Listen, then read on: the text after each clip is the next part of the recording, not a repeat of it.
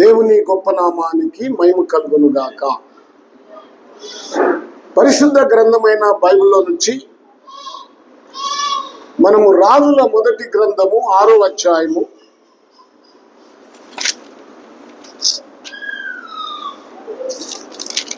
రాజుల మొదటి గ్రంథము 6వ అధ్యాయము 38వ వచనాన్ని చదువుకుందాం. చూడండి.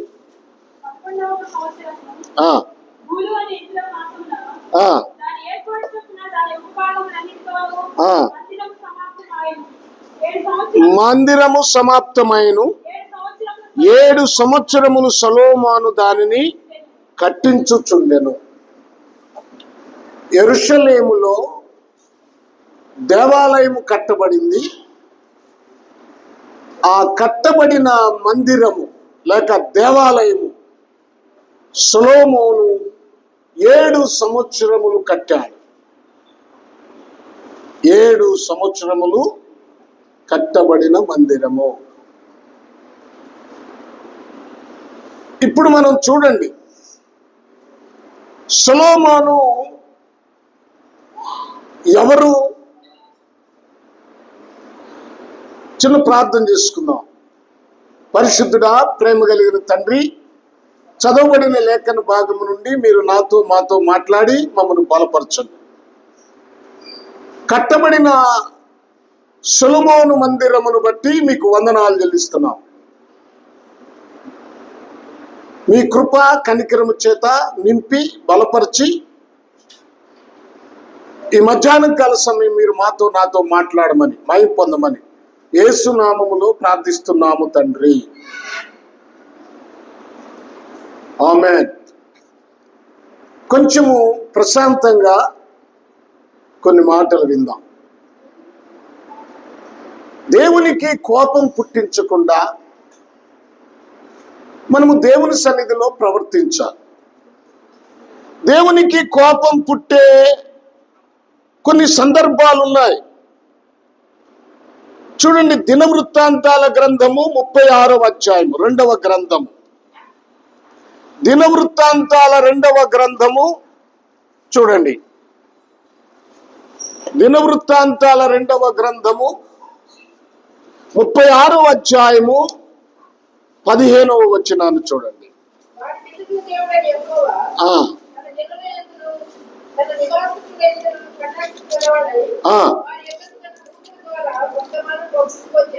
వారి యొద్దకు తన దూతల ద్వారా వర్తమానం పంపుచూ వచ్చెను. వర్తమానం పంపుచూ వచ్చెను. తర్వాత ఆయన పెందలకడ లేచి పంపుతూ వచ్చినను దేవుని దూతలను ఎగతాళి చేయొచ్చు, ఆయన వాక్యములను తృణీకరించొచ్చు. చూడండి, ఆయన ప్రవక్తలను హింసించుచు రాగా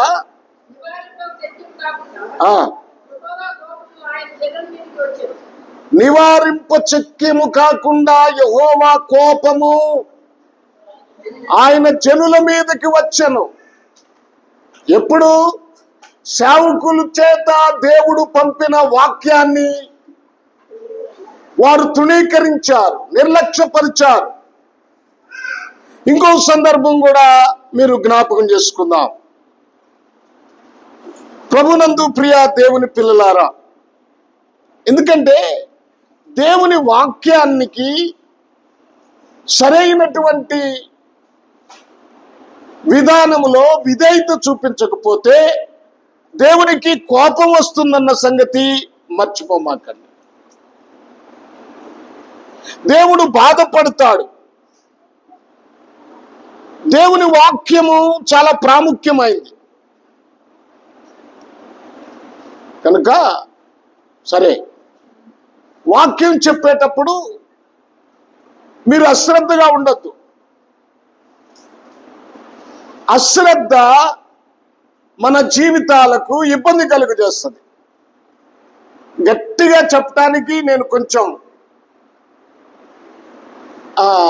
ఇబ్బంది పడుతున్నాను. ఓ పెద్ద మాట అనాలి, కానీ చెప్పక తప్పదు. దేవుని వాక్యము నీ జీవితంలోనికి సరిగా తీసుకోకపోతే దేవుని శాపమునకు గురి అవుతావు. గుర్తుపెట్టుకోవాలి. ప్రభునందు ప్రియ దేవుని పిల్లలారా, సరే ఇప్పుడు మనం విషయంలోనికి వెళదాం. ఏమిటి విషయం అంటే, ప్రభునందు ప్రియ దేవుని పిల్లలారా, సొలొమోను దేవాలయమును 7 సంవత్సరాలు కట్టాడు. ఎవరి సొలొమోను అంటే, సొలొమోన్ అంటారు, సొలొమోన్ అంటారు, సాల్మన్ అంటారు. Praise the Lord, hallelujah. Boy. ఆ పిల్లని కిందకి దించండి. పక్క వాళ్ళు కూడా వాక్యం వినాలి, జాగ్రత్తగా వినాలి.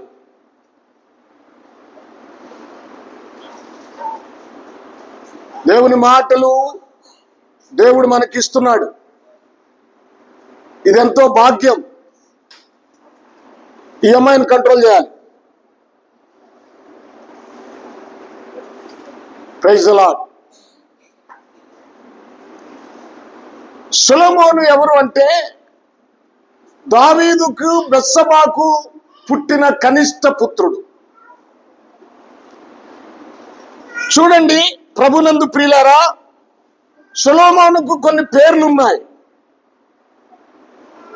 సొలొమోను అని ఎందుకు పేరు పెట్టాడు దావీదంటే, తన జీవితంలో సమాధానం దొరుకుతుందన్న ఆశతోటి సమాధానము అని అర్థమిచ్చు పేరు సొలొమోనుకు పెట్టాడు. అర్థమైందా? మనం కూడా కొన్ని పేర్లు పిల్లలకు పెట్టుకుంటాం, వెతికి పెట్టుకుంటాం. ఈ మధ్య పిల్లలకు పేర్లు పెట్టడానికి ఒక పుస్తకమే రిలీజ్ చేశారు. మంచి పేర్లన్నీ ఒక పుస్తకంలో రాసి రిలీజ్ చేస్తే పిల్లలు పుట్టిన తల్లిదండ్రులు ఆ పుస్తకం కొనుక్కొని ఏ పేరు బాగుంటుందో అని దేవులాడుకుంటూ వారికి నచ్చిన పేరు ఆ పిల్లకి కానీ పిల్లోడికి కానీ పెట్టుకుంటున్నారు. కానీ దావీదు అలా కాదు. తనకు సమాధానం కావాలని, తనకు శాంతి కావాలని సొలొమోను అని పేరు పెట్టుకున్నాడు. మరొక పేరుంది సొలొమోనుకి. అది దేవుడు నాతాను ప్రవక్త ద్వారా దావీదుకు తెలియజేశాడు. ఏమిటా పేరంటే యెదిద్యా. చూడండి ఆ మాట. సమూయేలు 2వ గ్రంథము, సమూయేలు రాసిన 2వ గ్రంథము 12వ అధ్యాయము 20వ వచనం. 12వ అధ్యాయము 20వ వచనం.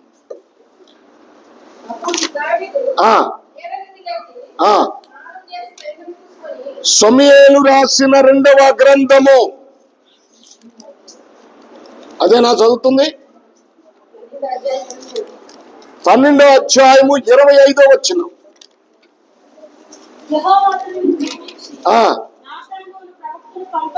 నాతాను అను ప్రవక్తను పంపగా అతడు యెహోవా ఆజ్ఞను బట్టి ఏం పేరు పెట్టాడంట? యాదిద్యా అంటే అక్కడ ఒకటేస్తుంది చూడండి. అర్థమేంటి? యెహోవాకు ప్రియుడు, దేవునికి ప్రియుడు అంటే దేవుడు పెట్టిన పేరు అది.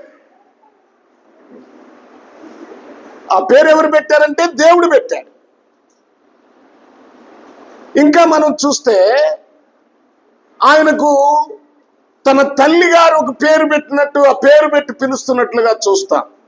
సామెతల గ్రంథము, అమ్మా ఎవరో చెప్తున్నారు, ఎన్నో అధ్యాయం?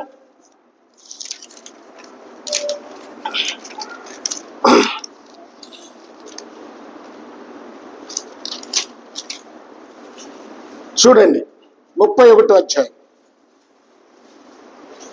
రాజైన లెమూయేలు మాటలు, అతని తల్లి అతనికి ఉపదేశించిన దేవోక్తి, నా కుమారుడా అంటున్నాడు. నేనేమందును, నేను కన్న కుమారుడా నేనేమందును, నా మ్రొక్కులు మ్రొక్కి కనిన కుమారుడా నేనేమందును. ఇప్పుడు ఇక్కడ లెమూయేలు అంటే మొక్కుబడి చేసుకొని కనిన కుమారుడు, యెహోవాకు ప్రతిష్ఠింపబడిన వాడు అని అర్థం. ఈ సొలొమోనుకి మరొక పేరుంది. ఈ సొలొమోనుకు మరొక పేరుంది. చూడాలి, జాగ్రత్తగా వినాలి. సొలొమోనుకి మరొక పేరు ఏమిటంటే, ఆ పేరు ప్రజలు పెట్టారు. ఏం పెట్టారు ప్రజలు? ప్రసంగి అని పేరు పెట్టారు. ఆయన అద్భుతమైన ప్రసంగం చేస్తాడు, అందుకని ఆయనకి ప్రసంగి అని పేరు పెట్టారు. Praise the Lord. ఇప్పుడు సొలొమోను దేవునికి ఇష్టడైన వాడుగా, దేవుడు ఏర్పాటు చేసుకున్న వాడిగా కనపడుతున్నాడు. దావీదు వృద్ధాప్యం వచ్చినప్పుడు దావీదుకు కలిగిన కుమారులు కొందరున్నారు. ఎవరు అంటే అదోనియా. అతడు రాజు కావాలని ప్రయత్నం చేస్తున్నాడు. తర్వాత అమ్నోను, అతడు రాజు కావాలని ప్రయత్నం చేస్తున్నాడు. అబ్షలోము, ఇతడు దావీదునే చాలా ఇబ్బంది పెట్టిన వాడు కుమారుడు. తండ్రి చనిపోతే తాను రాజు కావాలని ప్రయత్నం చేస్తున్నాడు. తండ్రిని ఆదరించాల్సిన కుమారులు, తండ్రిని ప్రేమించాల్సిన కుమారులు ఇప్పుడు తాను ఎప్పుడు చచ్చిపోతే అప్పుడు ఈ రాజ్యాన్ని కైవసం చేసుకోవాలని ఎదురు చూస్తూ ఉన్నారు. దయచేసి డిస్టర్బెన్స్ కలగజేయొద్దు.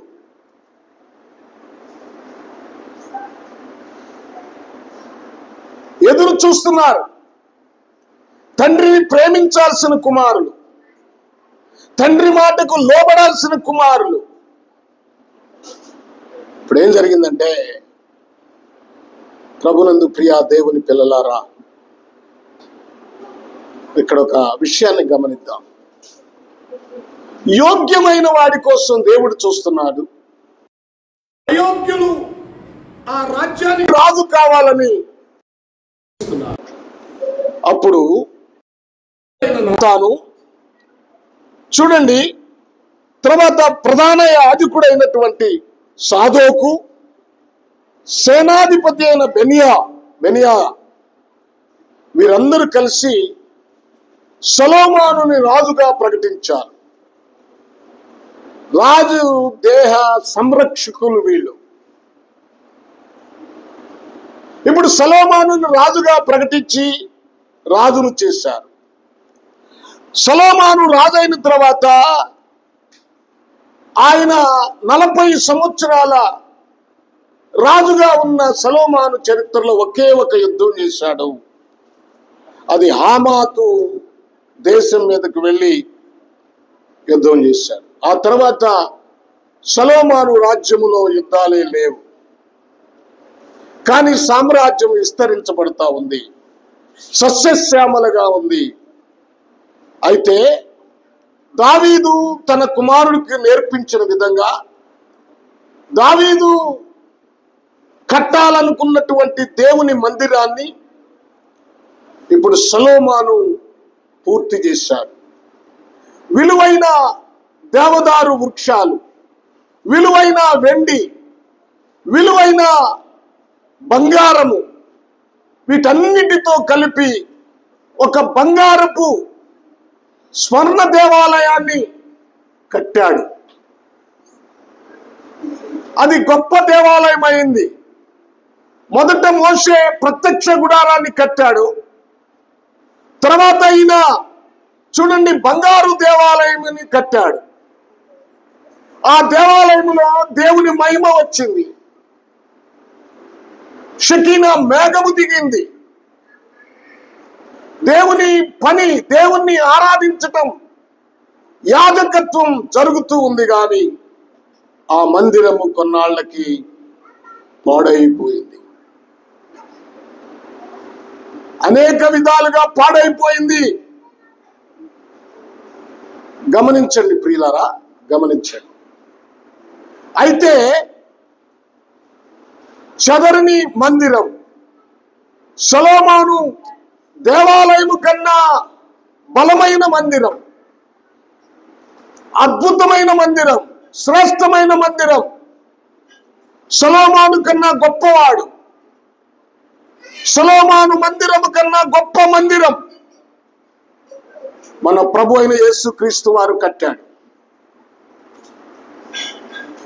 ఆ మందిరమే సొలొమోను మందిరము కన్నా గొప్పది.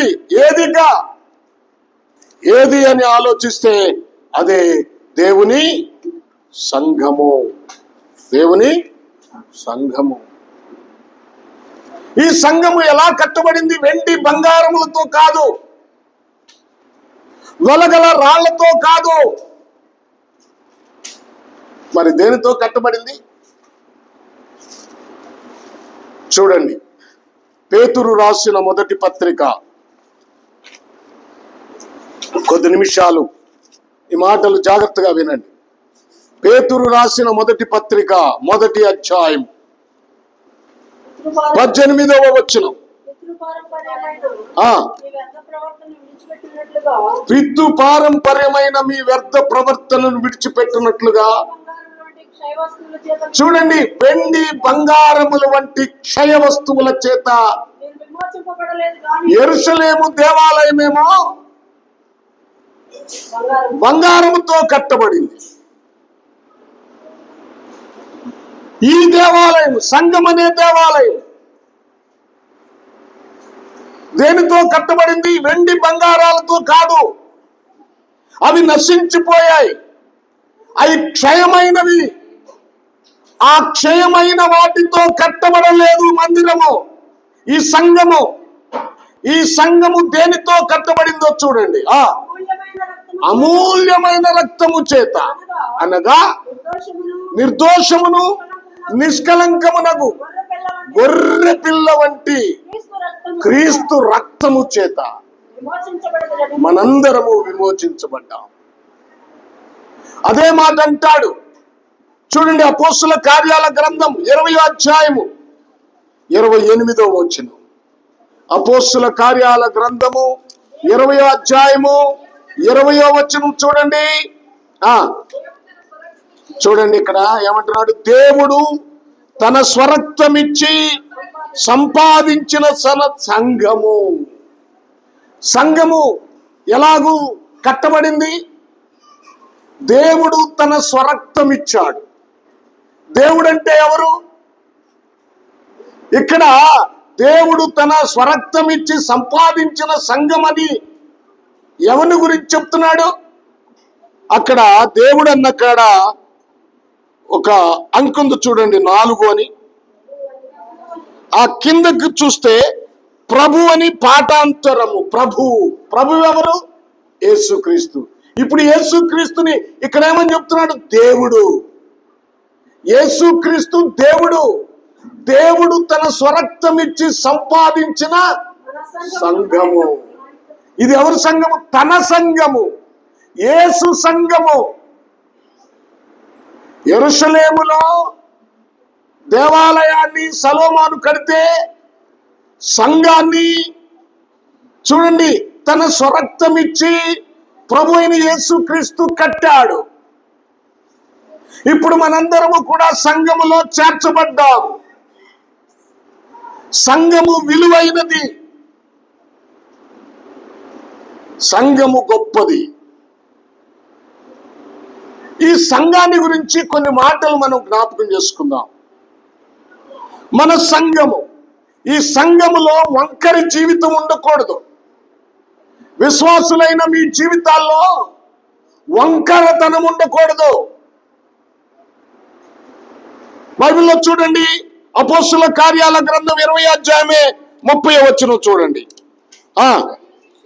మరియు శిష్యులను తమ వెంట వీడ్చుకొని పోవాలని వంకర మాటలు పలుకు మనుష్యులు మీలోనే బయలుదేరెదరు.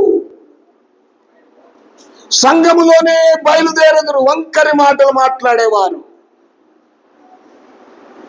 పరిశుద్ధమైన మాటలు కాదు, కీడు చేసే మాటలు, అసలైన మాటలు కాదు, అవమానపరిచే మాటలు మీలోనే ఉంటారు. సంఘము చాలా బలమైనది. సంఘానికి దేవుడు తన స్వరక్తం ఇచ్చి ఈ గొప్ప సంఘాన్ని ఆయన కడితే కొందరు వచ్చి సంఘములోనికి వచ్చి రక్షణ పొందినట్లుగానే వారు దేవుని బిడ్డలుగా ఉన్నట్లుగానే నటిస్తూ ఆ సంఘాన్ని గౌరవించకుండా ఆ సంఘానికి చూడండి కీడు చేయటానికి వంకరి మాటలు మాట్లాడతారంట, వగరుబోతుల మాటలు మాట్లాడతారట. ఆ సంఘము విలువ అర్థం చేసుకోండి. చూడండి, పూర్వకాలము యెరూషలేము, మొట్టమొదట సంఘము యెరూషలేములో కట్టబడింది. సొలొమోను కట్టిన దేవాలయము ఎక్కడైతే ఉందో అక్కడే యేసు ప్రభు కట్టిన సంఘము. పెంతెకొస్తు పండుగ దినమున వారందరూ కూడి ప్రార్థన చేసినప్పుడు పరిశుద్ధాత్మ వారి మీదకి వచ్చి వారు సంఘముగా కట్టబడ్డారు. ఇప్పుడు ఆ సంఘము ఎలాంటి సంఘము? ఆ సంఘానికి చూడండి, ఆ మత పెద్దల సహాయము లేదు. ఆ మత పెద్దలు దేవుని వాక్యానికి, దేవుని సంఘానికి వ్యతిరేకంగా వచ్చి పేతురు యోహానులు బోధించకూడదని, ప్రకటించకూడదని వారి మీద లేనిపోని విషయాలను రేకెత్తించుతూ ఉన్నారు. అలాగని రాజకీయ సహకారము లేదు. హేరోదు యాకోబును శిరచ్ఛేదం చేయించాడు. రాజకీయ సంఘానికి రాజకీయ నాయకులు వ్యతిరేకులుగా ఉన్నారు. సంఘాన్ని పాడు చేస్తున్నారు వారు. అలాగని సంఘములో డబ్బు లేదు. వారి వారి చిరాస్తులను అమ్మి అపోస్తల పాదాల దగ్గర పెట్టారు. అక్కర గల వారికి పంచిపెట్టారు. చూడండి, ప్రభునందు ప్రియ దేవుని పిల్లలారా, ఆ దేవాలయం దగ్గర ఒక కుంటివాడు అడుక్కుంటూ పేతురు యోహానులు వెళుతూ ఉండగా వారి దగ్గర ఏమైనా దొరుకుతుందేమోనని వాడు ఎదురు చూస్తూ ఉంటే అన్నాడు, పేతురు గారు అన్నారు, వెండి బంగారములు మా యొద్ద లేవు, మా యొద్ద వెండి బంగారములు లేవు.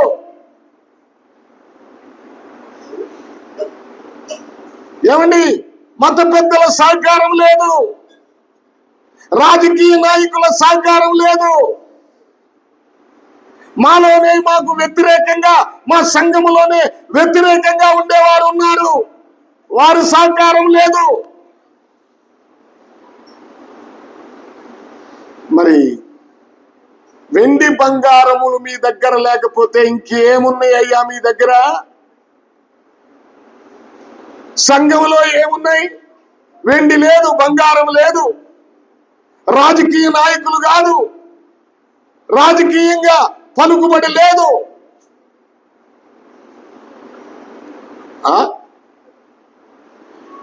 దేవుని పిల్లలు రాజకీయాలకు దూరంగా ఉండాలి. ఏదో ఇలా దేశంలో ఉన్నాం కనుక ఆ ఎలక్షన్ అప్పుడు మన ఇష్టం వచ్చిన వాళ్ళకి సపోర్ట్ చేసి ఓటేసి మౌనంగా ఉండాలి. ఇక తర్వాత రాజకీయాలతో సంబంధం ఉండకూడదు. ఆ సపోర్ట్ లేదు. మరి ఏముందయ్యా సంఘమా మీ దగ్గర అంటే ఏం సమాధానం చెప్తారు వాళ్ళు? మా దగ్గర ప్రార్థన ఉన్నది. వెండి బంగారముల కన్నా, రాజకీయ నాయకుల సపోర్టు కన్నా, మత పెద్దల ఆదరణ కన్నా మా దగ్గర ఏమున్నదంటే ప్రార్థన ఉన్నది,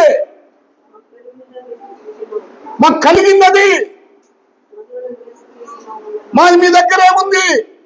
యేసు నామం ఉంది. మీ దగ్గర ఏముంది? పాపమునకు దూరంగా బ్రతికే బ్రతుకుంది మా దగ్గర.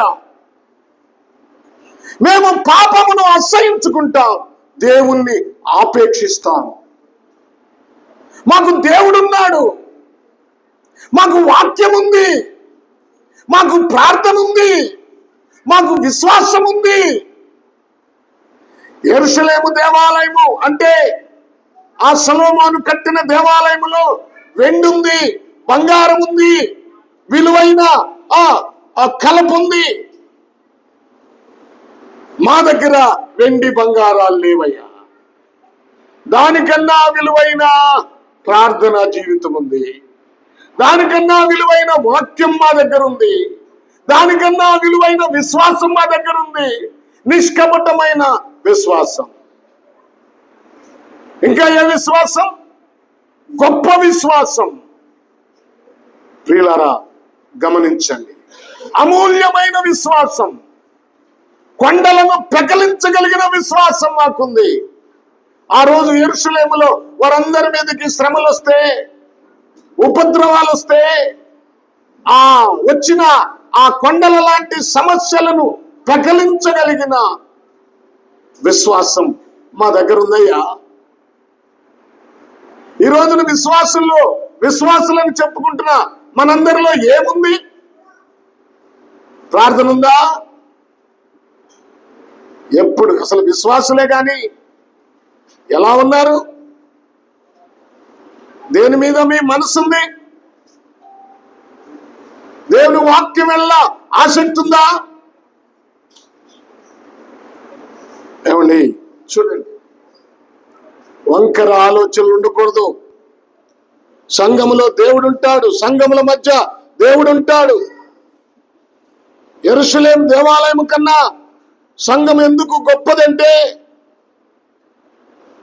బంగారంతో కట్టబడిన దేవాలయం కన్నా సంఘం ఎందుకు గొప్పదంటే, చూడండి, క్రీస్తు రక్తము చేత మనం కడగబడి కట్టబడినాం. ఈనాడు చూడండి, హృదయ సంబంధమైనదై ఉండాలి. సున్నతి బాహ్యమైన సున్నతి కాదంటున్నాడు పౌలు. రోమా పత్రిక 2వ అధ్యాయము 28వ వచనం చదవండి. రోమా పత్రిక 2వ అధ్యాయము 28వ వచనం చూడండి. బాహ్యమునకు యూదుడైన వాడు యూదుడు కాదు, శరీరమందు బాహ్యమైన సున్నతి కాదు. మరి ఏంటంట? అయితే అంతరంగమందు యూదుడైన వాడే యూదుడు. నేను బాప్తిసం పొందాను అంటే నువ్వు క్రైస్తవుడు అయిపోవు. అవునండి. మరి ఎవడు క్రైస్తవుడు అంటే అంతరంగము మారిన వాడే క్రైస్తవుడు. అంతరంగ జీవితము బాగుండాలి, అంతరంగములో మార్పు రావాలి. ప్రభునందు ప్రియ దేవుని పిల్లలారా, జ్ఞాపకం చేసుకుందాం. ఈ మధ్యకాలంలో ఒక 10-20 రోజుల నుంచి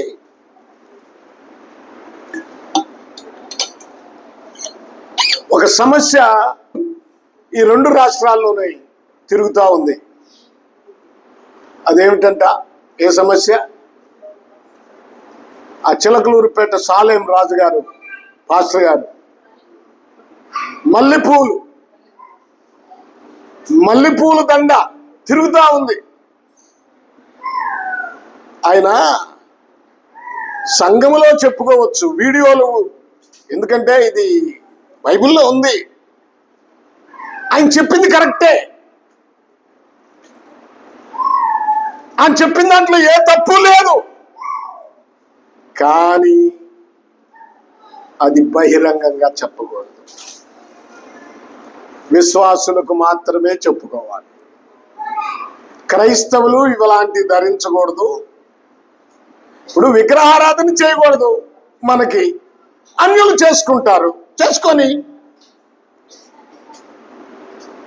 క్రైస్తవులు ఏముంది, తగుమాత్రపు వస్త్రములనే గాని జడలతోనైనను బంగారంతోనైనను ముత్యములతోనైనను అలంకరించుకోవద్దని వాక్యం చెప్తుంది. అది వాళ్ళకి చెప్తే, హైందవులకు చెప్తే తిడతారు, కొడతారు కూడా. అదే ఈ వాక్యం చెప్తుంది. బైబిల్లో ఇంకో మాట కూడా ఉంది. ఇవన్నీ చెప్తే మీరు కూడా నన్ను తిడతారు. ఆ వాక్యాన్ని తీసి బయటికి చెప్తే మీరు కూడా నన్ను తిడతారు. అయినా చెప్తా, తిట్టినా చెప్తా.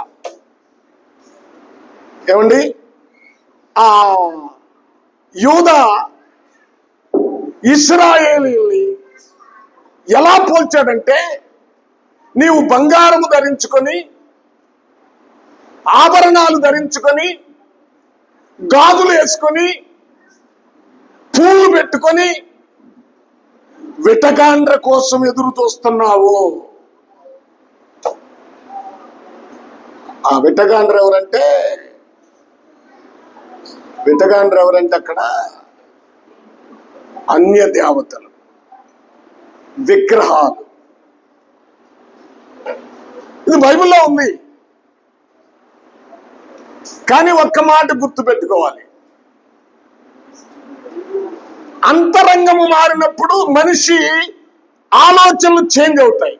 అతను చెప్పింది కరెక్టే. పూలు పెట్టుకోకుండా క్రైస్తవులు దేవుని మందిరానికి రాకుండా ఉంటే మంచిది. క్రైస్తవులు దేవుని మందిరానికి వచ్చేటప్పుడు మరి తర్వాత అంటే నీ సంగతి, అది నీ ఇష్టం. నీకు వాక్యము దర్శిస్తే నీ హృదయ అంతరంగాల్లో దేవుని మాటలు నిన్ను కొడతా ఉంటే నీ అంతటికి నువ్వే మారుతావు. వాక్యం ముఖ్యం, వాక్యం ముఖ్యం. మారుతారండి. ఎంతమందిని చూడలేదు,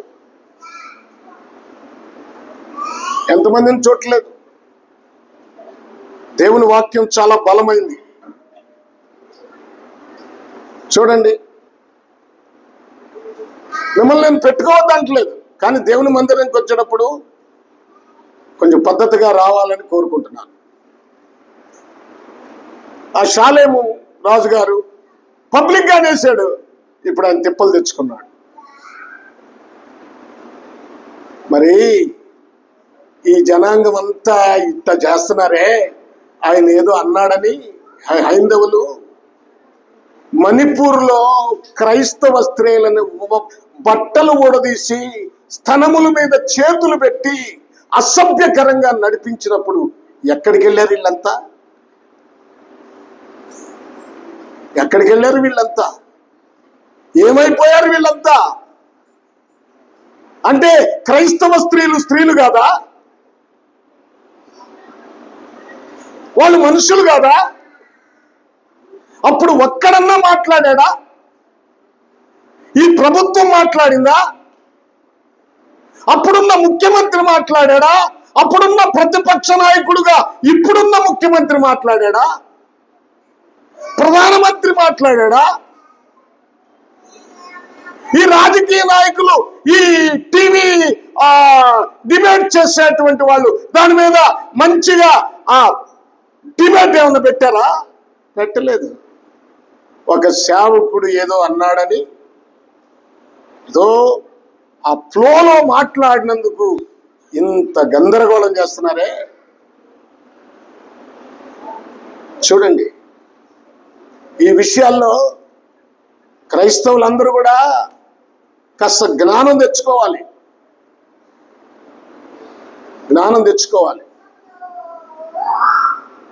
మొన్న ఒక పాస్టర్ గారు, అంటే 2-3 రోజుల క్రితం పాస్టర్ గారు కనపడ్డాడు.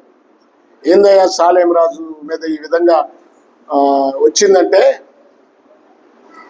అయ్యా సాలేం రాజు నాకు చాలా కీడు చేశాడు. ఎంత కీడు చేశాడంటే నా సంఘములో ఉన్న విశ్వాసులందరినీ తీసుకెళ్ళిపోయాడు. అయినా సాలేం రాజు తరపునే నేను మాట్లాడుతున్నాను.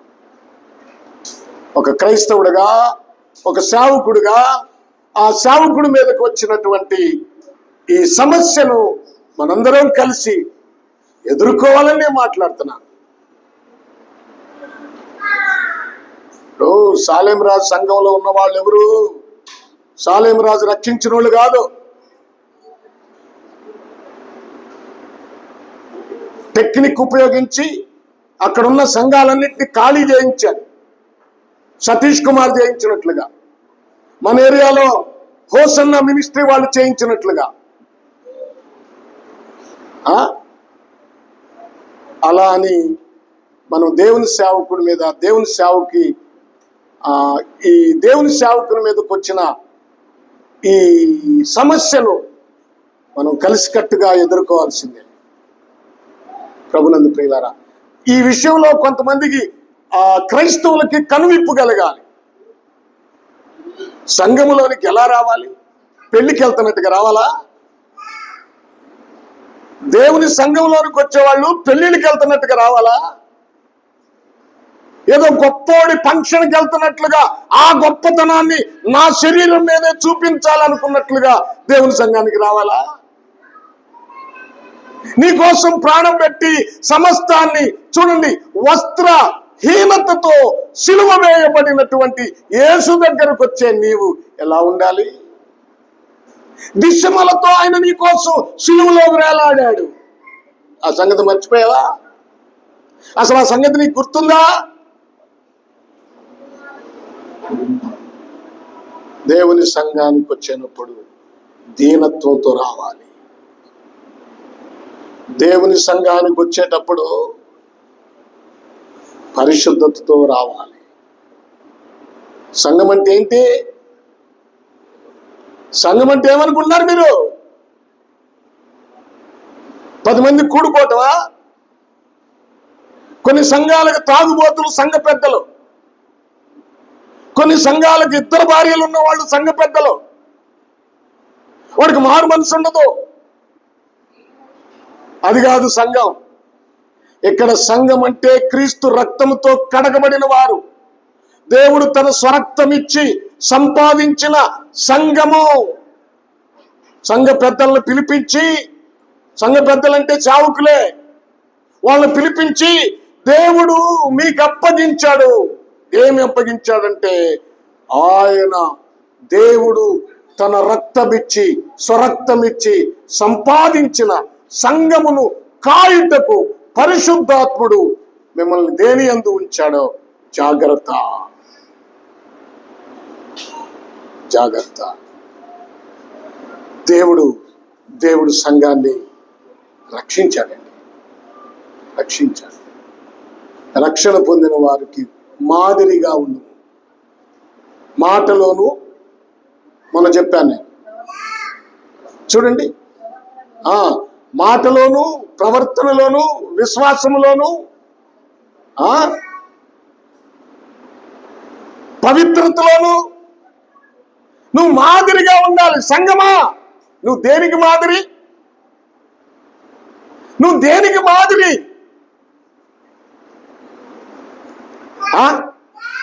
నీ హుందాతనాన్ని చూపించుకోవటానికా? నీ గొప్పతనాన్ని చూపించుకోవటానికా? నీ దీనత్వాన్ని చూపించుకోవటానికా? దేనికి మాదిరి? ప్రార్థన జీవితానికి మాదిరి.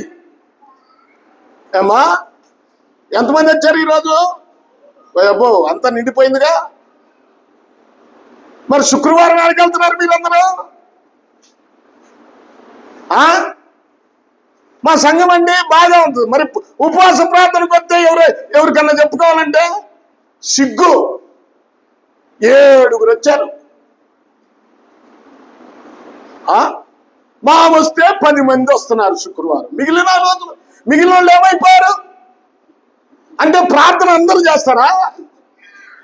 ఏమండి, ప్రార్థన ఎవరు చేయాలి చెప్పమ్మా? ఎవరు చేయాలి? ఆడవాళ్ళ? అమ్మా, ఎవరు చేయాలమ్మా ప్రార్థన? ఎవరు చేయాలి అమ్మా? అందరూ చేయాలి. మరి మగవాళ్ళు కూడా చేయాలా? ఆ తిరుపతి గారు కూడా చేయాలా ప్రార్థన? చెప్పండి. ఆ దేవసాయం గారు చేయాలా ప్రార్థన? ఏమండి, మన ప్రేమసాగర్ గారు కూడా చేయాలి ప్రార్థన, ఉపవాస ప్రార్థన. ఏం పని పాట లేని ఆడవాళ్ళు నలుగురు వస్తే చాలదా? వాళ్ళు ఉద్యోగస్తులు కదా. ఆ చంద్రశేఖర్ గారు ఏమండే, ఆ వినోదం అడిగితే నేను బాప్తిసం పొందలేదు, నేనేం చేస్తానంటాడు ప్రార్థన. అంతేగా మరి ఏంటి మీరందరూ రేపు ఏంటి మీరు నేర్చుకుంది? మా పాస్టర్ గారు వస్తే సంఘము సరిలేదంటే ఏమైంది సంఘానికంటే ఒక్కళ్ళు ప్రార్థన చేయట్లేదు అంటారు. నిజమే. అక్కడ కూర్చున్న మగ మహారాజులందరూ చూడండి, ఎవరన్నా ప్రార్థనకు వచ్చేవాళ్ళు ఉన్నారా? ఆదివారం మాత్రం ఎప్పుడో తీరినప్పుడు సగం ఏందో అంతా అయిపోయిన తర్వాత టపా టపా నెట్టుకుంటా వస్తారు. ఇంటికాడ ఆడవాళ్ళు నెట్టి వచ్చి ఉంటారు. ముందయ్యా నీ సాగు నువ్వు సాగు, నేను వెళ్తాను, టైం అయిపోయిందని. ఇప్పుడు వీళ్ళు వెనక ప్యాషన్గా వస్తారు కాసేపు కూర్చోటానికి. వచ్చి కూర్చున్న వాళ్ళు ఏమో సక్రం కూర్చుంటున్నారా? అది లేదు. కొంతమంది సెల్ ఫోన్లు చూసుకునేవాళ్ళు ఇంటికాడ. పాపం నేను పని చేద్దాం అనుకున్నా, ఇక్కడ వైఫై పెట్టించి అందరికి నెట్ కనెక్షన్ ఇద్దాం అనుకున్నా. కూర్చొని అందరూ ఇదంతా లేకుండా ఓ పెద్ద టీవీ బిగిస్తే చూడండి. మీరు సంఘం అని చెప్పుకోవటానికి గుర్తుగా బ్రతకాలి. సంఘం అంటే ఎక్లీషియా. ఎక్లీషియా అంటే అర్థం ఏంటి? బయటకు పిలువబడుట.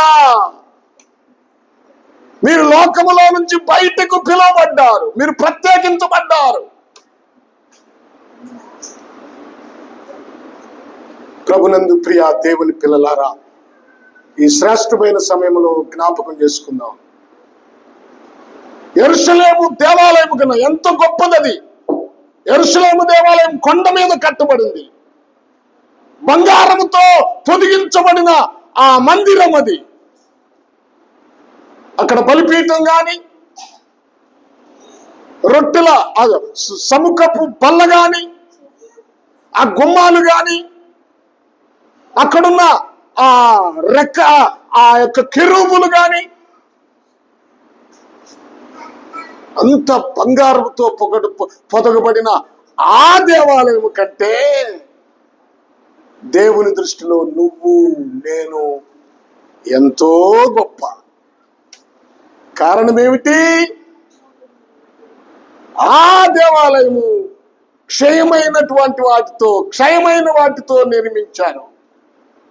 ఎంతో మంది శత్రువులు ఆ దేవాలయాన్ని పాడు చేశారు, బంగారాన్ని కరిగించేశారు. అదంతా పాడైపోయింది. మరి నువ్వు నేను నశించని క్రీస్తు రక్తము చేత మనము కడగబడ్డాం. మనము నశించని వారం.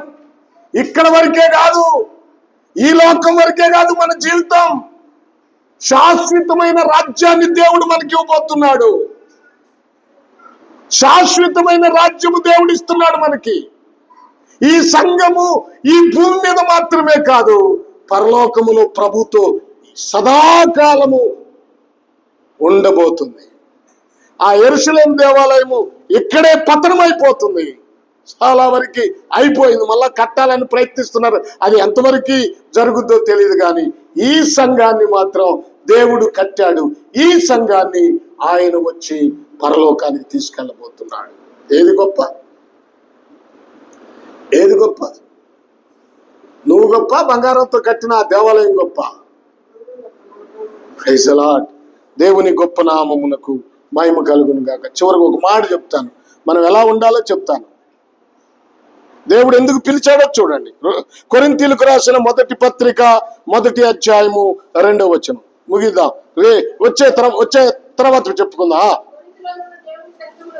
కొరింథీలోనున్న దేవుని సంఘమునకు అనగా ఎవరంట వీరు? ఎవరు వీళ్ళు? కొరింథీలోనున్న దేవుని సంఘం. కొరింథీ పట్టణములో ఉన్న దేవుని సంఘానికి పౌలు గారు రాస్తున్న మాట ఏమిటంటే, క్రీస్తు యేసునందు పరిశుద్ధపరచబడిన వారై. గతములో మనం పాపులం, గతంలో మనం మృతులం, గతములో సాతానుకు దాసులం, గతములో దేవుని ఉగ్రతకు పాత్రులం. ఏమండి, అన్య దేవతలను ఆరాధిస్తున్న వారం. కానీ ఇప్పుడు మనము క్రీస్తు యేసునందు పరిశుద్ధపరచబడిన జనాంగం. మనం ఇప్పుడు పరిశుద్ధులుగా, అసలు విశ్వాసులనే పేరు కన్నా పరిశుద్ధుడా పరిశుద్ధురాలా అని పిలవాలి సంఘంలో ఉన్న వారికి. ఆ పిలుపుకు యోగ్యులేనా మీరు? ఎదురుపడ్డప్పుడు వందనాలు పరిశుద్ధుడా, వందనాలు పరిశుద్ధమ్మా. ఏమండి, నిజమండి ఇది. మనం పిలిచినందుకే దేవుడు పరిశుద్ధులుగా ఉండుటకు, నేను పరిశుద్ధుడును గనుక మీరును